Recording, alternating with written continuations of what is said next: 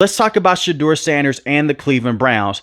In 3 games this season as a starter, Shedeur has 722 passing yards, 6 total touchdowns to 3 interceptions, and he has shown massive improvements over the last 3 weeks, from going against the Las Vegas Raiders 2 weeks ago, against the 49ers last week, and especially in today's game against the Tennessee Titans. He should definitely be the starting quarterback for the remainder of the season, but he should also be the starting quarterback going into next season as well. And let me explain. I understand that the Cleveland Browns have 2 first-round picks in 2026. They got an extra first-round pick with the Jacksonville Jaguars. And a lot of sources and a lot of reporters, they come out and they say, hey, that Cleveland, they're targeting a quarterback in 2026.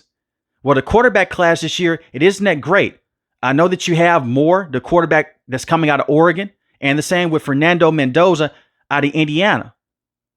But at the same time, this is a Browns team. They need a lot of help on the offensive end. And selecting a quarterback in the first round is not going to solve all your problems. They don't have a consistent wide receiver that can constantly get open and that can make tough catches across the middle of the field. They don't have a true playmaker on the outside. Jerry Jeudy is more so of a number 2, number 3 wide receiver. He's had a lot of drops in his career. Going back to last season, it was a very good year for him. But majority of that came with Jameis Winston. Jameis Winston force-fed the football to Jerry Jeudy. You still need another weapon outside of Jeudy that can come in and that can be that consistent threat. Cedric Tillman Jr. is more so of a number 3, number 4 type of wide receiver. Now, Isaiah Bond, the upside is there. Undrafted free agent. Now, he went undrafted. It was an allegation that went around the NFL draft, so they didn't draft him. Apparently, it wasn't true. There's a lot of upside there with him, but I don't ever see him being a number 1 wide receiver. So you need to bring in a wide receiver to help out Shadur Sanders long term. Then you also look at the tight end position. I love their tight end room. Harold Fanning Jr. is a very good receiving tight end this year as a rookie. He can be special long term in Cleveland. And you have David Njoku, has dealt with a lot of injuries over the last few years of his career, but he's a very good player when he's fully healthy. So wide receiver is a big issue. Offensive line is also a huge issue as well. At the tackle position, this is some of the worst tackle play in all of football. The guards aren't good either. They need a complete revamp on their offensive line. So they have so many problems on the offensive end. If you draft a quarterback in the first round and you place him into this situation, he's not going to have that much success. For example, Joe Flacco, early on this season, he was on the Cleveland Browns roster. They had a very good game against the Green Bay Packers, but their defense was dominant in that game at the line of scrimmage, and they ran the football. And Joe Flacco, he made a couple of good plays. But Joe Flacco did not look good in Cleveland this year. They traded him to the Cincinnati Bengals. Better team around him on the offensive end, better coaching. And look at what Joe Flacco did against the Chicago Bears, against the Steelers. He had some big-time moments with Jamar Chase and the same with T. Higgins. So you give Shadur Sanders that time to grow. You give him that opportunity to be that franchise quarterback. And if it doesn't work out, you can move off of Shadur Sanders. He was a 5th-round pick anyway. But I see a lot of upside with Shedeur. He has shown more upside in these 3 games than Dillon Gabriel has this season, and the same with Joe Flacco. And they should have won this game against the Tennessee Titans. Shadur Sanders was 23 of 42, 364 passing yards, 3 passing touchdowns, 1 interception. He had a rushing touchdown as well late in this game, and he was a leading rusher with 29 rushing yards. 364 passing yards are the most passing yards that the Cleveland Browns quarterback has had this season. So you can say that this was the best game that a Cleveland Browns quarterback has had in the 2025 season up to this point. And that would be correct. And it's not me saying that Shadur Sanders, he's going to be the superstar quarterback for the next 5 to 10 years, but the upside is there. All the negatives with him coming out of college, he holds onto the football for a very long time. He'll drift inside and outside the pocket to drift himself into pressure. He'll float behind the line of scrimmage too much. He'll put a lot of pressure on his offensive line by fading behind in the pocket. We haven't seen that as much over the last 2 weeks. He's getting the football out quicker to the running back, the same to the tight end position, the same to Jerry Jeudy. Does he miss some passes here and there? Sure he does. It hasn't all been perfect, but he's improving every single week. And he has the ability to push the football deep down the field, something Dillon Gabriel hasn't shown this year. His first game against the Las Vegas Raiders, he throws a football deep down the field to Isaiah Bond. And what does Kevin Stefanski do? They pull him off the field. Let's run Wildcat. And I understand that Tommy Rees, he's calling plays right now, but Kevin Stefanski still has a huge input on offensive play calling. So you run Wildcat, it works out, you get a touchdown on that play. Keep that in mind here, that Wildcat play that I just mentioned.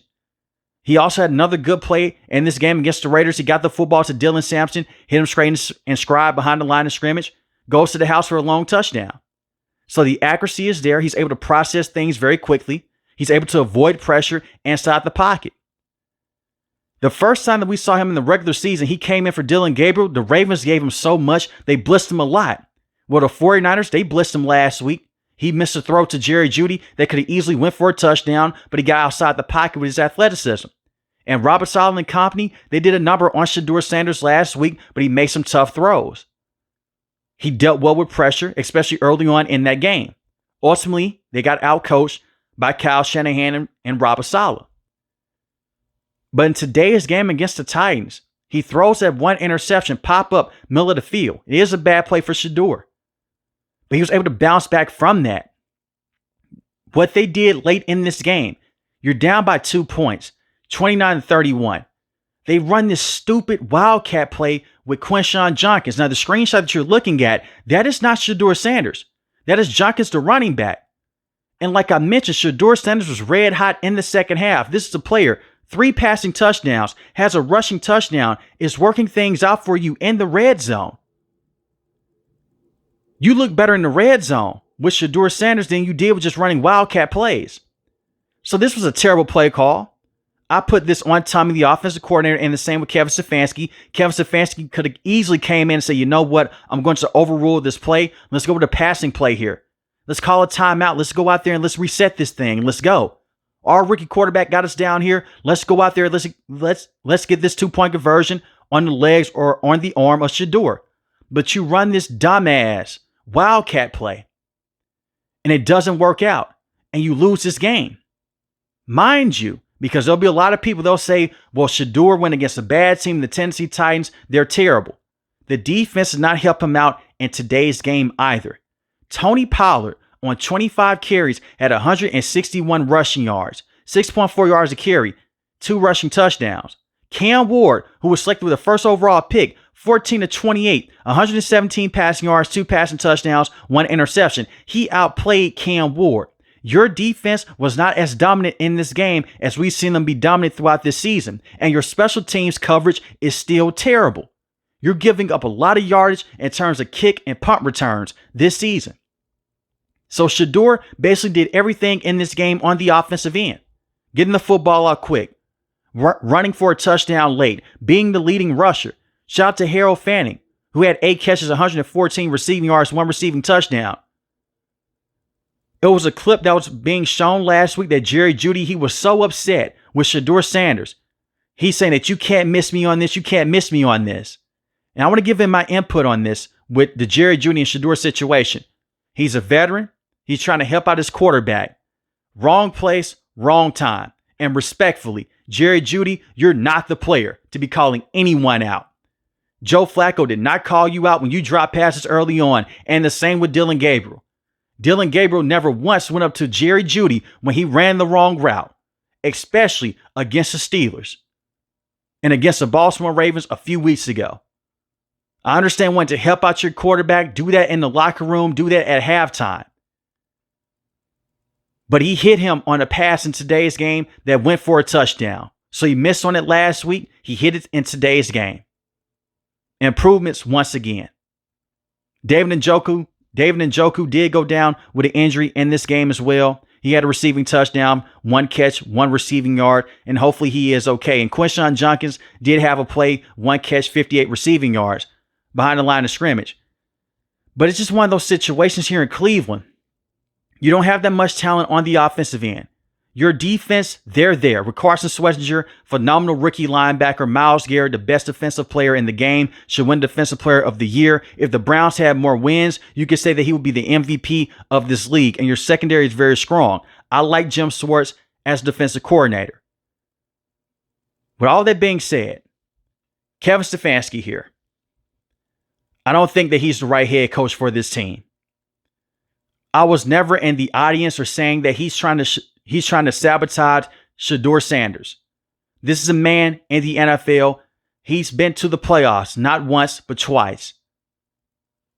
Went to the NFL playoffs with Baker Mayfield. He did not coach in that playoff game. He was dealing with a pandemic issue. But he made a lot of adjustments before he went down with that. And they won that playoff game over the Steelers. You go back a few years ago. Deshaun Watson, he goes down with an injury. DTR was not a very good backup quarterback option. So he calls in Joe Flacco. Short time. On short notice, can you come in? Can you help me? Joe Flacco comes in. He looks very good. Getting the football out to David Njoku. Run the football at a good level without your best player in the backfield, Nick Chubb, who went down a brutal knee injury against the Steelers. You're missing your two top tackles. Grant Delpit, he's out as well. But you still go to the postseason. You did lose to the Houston Texans, but that was a very good coaching job by Kevin Stefanski. So I refuse to believe that Kevin Stefanski is just this terrible offensive mind. He's not a good coach. He's not the right coach for this team. What he has done over the last couple of years, it doesn't make sense at the quarterback position. And it's not all on Kevin Stefanski. And when I say that it's not all on the head coach, he's not making every single decision. A lot of this is on Andrew Berry and the same with Haslam, the owner. He made the move to bring in Deshaun Watson. And the reason why I bring up Deshaun Watson, that trade has set this team back for the next 10 to 15 years. I'm not overreacting here. I know that I can have a lot of takes. I can have a lot of moments to where it's like, okay, he's overreacting. You traded so much draft capital to bring in Deshaun Watson. He has been a terrible starting quarterback with your team. Not only just that, he can't even stay on the field. And we're getting reports that he may come back and he may be the starting quarterback next season.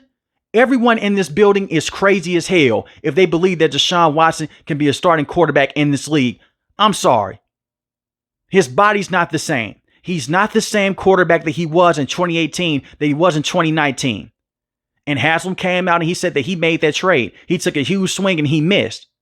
That's malpractice. And that has had a huge impact on Kevin Stefanski. But going out there and bringing in Kenny Pickett, having Joe Flacco, Dylan Gabriel, all take those first team reps over Shadur Sanders, that's coaching malpractice.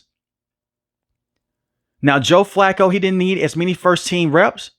He was already accustomed to this system when he went to the postseason. Kenny Pickett, he is what he is. He was a bust with the Steelers. He couldn't catch on with the Eagles as a backup quarterback. You thought bringing him in was going to change something? Then he goes down a hamstring injury. So Dylan Gabriel, he gets the first team reps in the offseason. He's splitting with Joe Flacco. Now that's pretty normal for a backup quarterback just in case.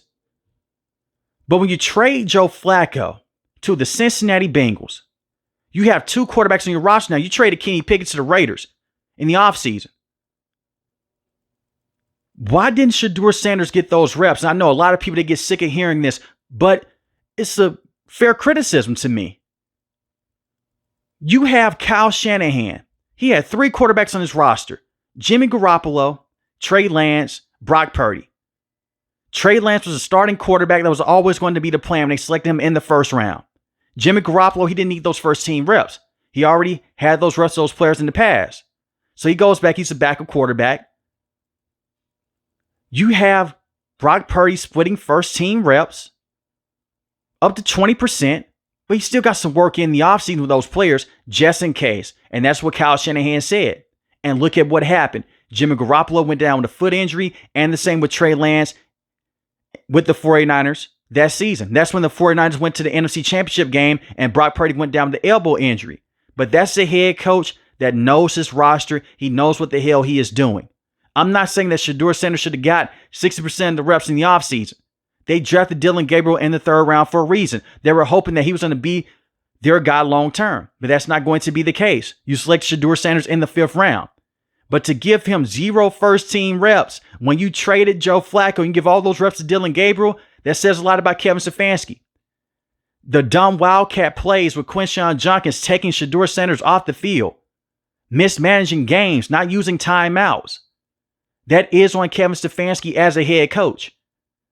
Now, I don't view him being a winning head coach in Cleveland anymore. It's time to move on. And once again, I want to say this.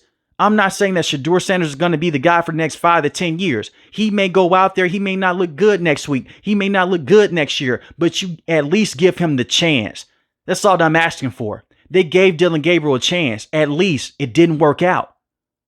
You do this with Shadur Sanders. And if he can't play against elite level competition, that's fine. This is why you build extra draft capital moving forward. But see what you have with Shedeur and you give him a fair shot. But he has looked better than Dillon Gabriel over the last couple weeks. He's looked better than Joe Flacco. And outside this one game against the Tennessee Titans, he had some good moments last week against the 49ers. He looked very good against the Las Vegas Raiders. It's only so much that he can do with a bad roster around him, but you give him some true playmakers. I do believe that Shadur Sanders can be a very good starting quarterback in this league. And as far as Dillon Gabriel, he can be a solid backup. I think that's all he will ever be in this league. And when you look at someone like Deshaun Watson, retirement should be near. But he's making a lot of money right now, so you can't cut him. But the Browns, they should move on from Kevin Stefanski after this season. And you bring in a brand new coach that is willing to work with Shadur Sanders, that is willing to work with this roster.